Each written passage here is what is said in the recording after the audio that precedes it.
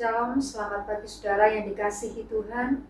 Sebelum kita memulai aktivitas pada pagi hari ini, mari terlebih dahulu mendahuluinya dengan doa dan mendengarkan firman. Terima kasih ya Tuhan atas segala penyertaan-Mu sepanjang malam. Kami boleh tidur dengan nyenyak dan pada pagi hari ini kami boleh kembali untuk memulai aktivitas kami ya Tuhan. Kuduskan kami ya Tuhan, jagai hati kami dengan segala kewaspadaan, karena dari situlah terpancarnya kehidupan. Kenyangkanlah kami Tuhan sepanjang hari ini dengan kasih setia-Mu. Berbicaralah ya Tuhan melalui firman-Mu, karena firman-Mu adalah pelita dan terang bagi jalan kehidupan kami. Dalam nama Tuhan Yesus kami berdoa. Amin.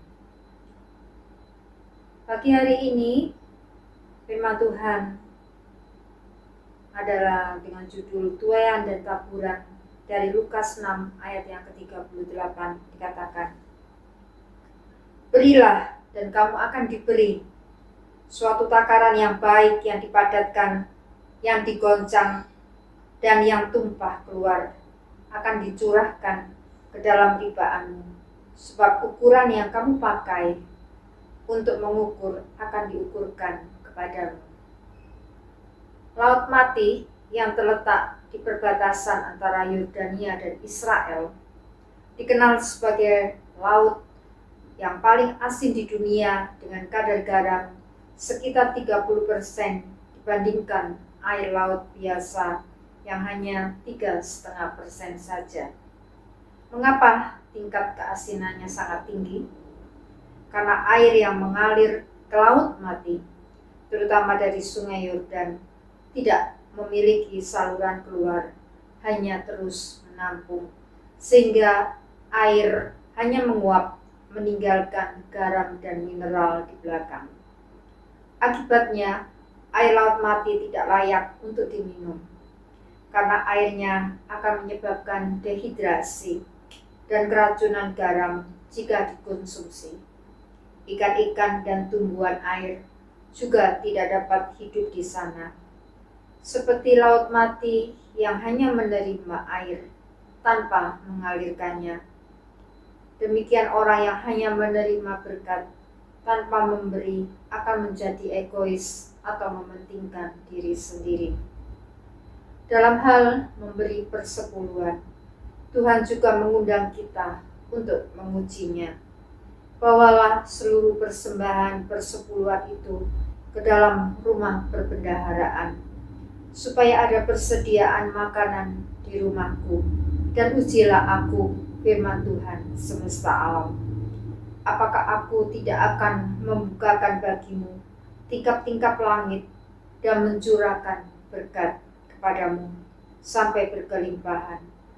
Aku akan menghardik bagimu belalang pelahap, supaya jangan dihabisinya hasil tanammu, dan supaya jangan pohon anggur di padang tidak berbuah bagimu. Firman Tuhan semesta alam. Malaiki 3 ayat 10-11. Persembahan persepuluhan itu kepunyaan Allah. Bagian ini digunakan sebagai korban dalam bait Allah dan untuk menopang hidup imam-imam dalam bait Allah. Bagi mereka yang melakukan firman Tuhan, Tuhan akan membukakan tingkap-tingkap langit atau hujan di musim kemarau pada zaman Nabi Malayaki, atau berkat Tuhan. Dan yang kedua, Tuhan akan menghardik belalang-belalang pelahap yang merusak pangan, tanaman, dan hasil panen, di mana merupakan sumber kehidupan manusia. Firman Tuhan mengajarkan bahwa memberi dan menerima, menabur dan menuai adalah prinsip Tuhan yang pasti digenapi. Amin. Mari kita berdoa. Tuhan Yesus, terima kasih atas firman Tuhan mengajarkan kepada kami untuk menabur, maka kami akan menuai. Untuk setia dalam membayar persepuluhan, karena itu milik Tuhan. Dan Tuhan akan membukakan tingkap-tingkap langit akan memberkati mereka yang setia melakukan firman-Mu ya Tuhan. Dijauhkan dari belalang pelahap yang merusak hasil panen yang mempengaruhi kehidupan kami ya Tuhan. Terima kasih ya Bapa, Kau baik di dalam hidup kami. Berkati umat-Mu ya Tuhan. Mari kita sama-sama berdoa Bapa kami. Bapa kami yang ada di dalam kerajaan surga, kuduskanlah nama-Mu. Datanglah kerajaan-Mu, jadilah kehendak-Mu di bumi seperti di surga.